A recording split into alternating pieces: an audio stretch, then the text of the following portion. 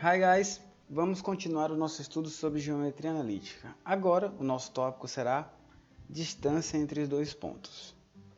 Bom, aqui está apresentado um plano cartesiano, x e y, onde tem dois pontos, o ponto A e o ponto B, e em verde está o segmento de reta que delimita a distância entre eles. Isso surge uma pergunta: como definir a distância entre os pontos A e B? Bom, vamos lá. O que é que nós temos aqui? Nós temos inicialmente o par ordenado que define o ponto A, que é o x1 e o x2. Bom, se eu tenho isso para A, eu também tenho para B, que vai ter o x2 e o y2, que definem o ponto B. Bom, o que nós podemos fazer aqui, pessoal, é o seguinte. Ao analisarmos a estrutura dessa figura, nós podemos observar o seguinte.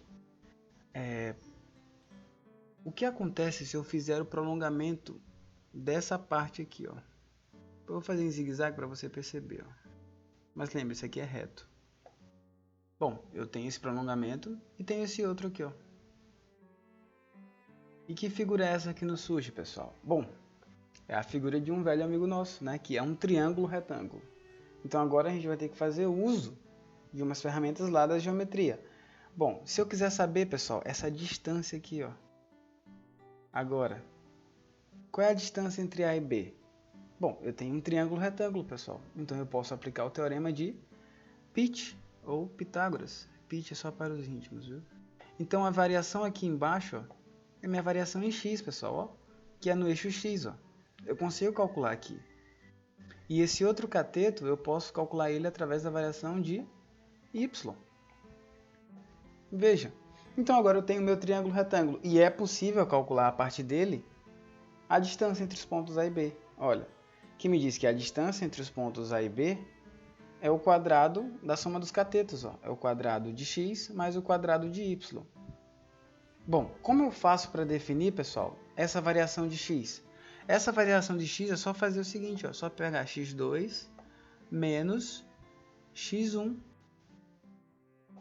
E como é que eu faço para achar a minha variação em y? É só pegar y2 menos y1. Está aqui. Então eu vou substituir isso lá na expressão, ó. No lugar da variação de x, ficou x2 menos x1.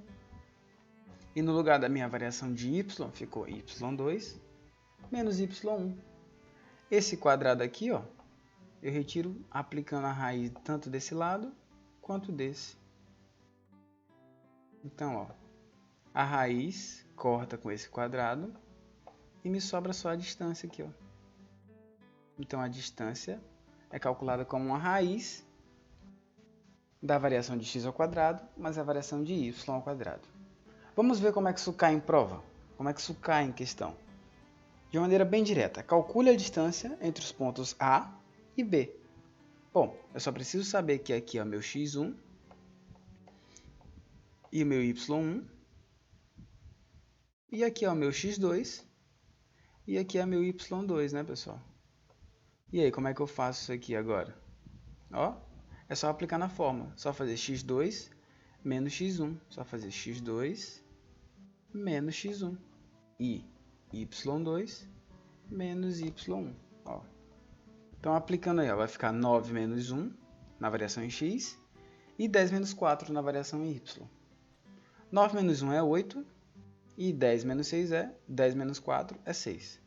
Eu elevo os dois termos ao quadrado aqui inicialmente, então vai ficar 8 ao quadrado dá 64, 6 ao quadrado dá 36. Somando os dois, dá quanto, pessoal? 100. E a raiz de 100 é 10. Logo, é assim que vai se dar questões de fixação acerca de distância entre dois pontos. Claro, isso vai evoluir muito, mas eu espero que inicialmente eu possa ter ajudado vocês. Beleza? Fiquem com Deus, até a próxima e tchau!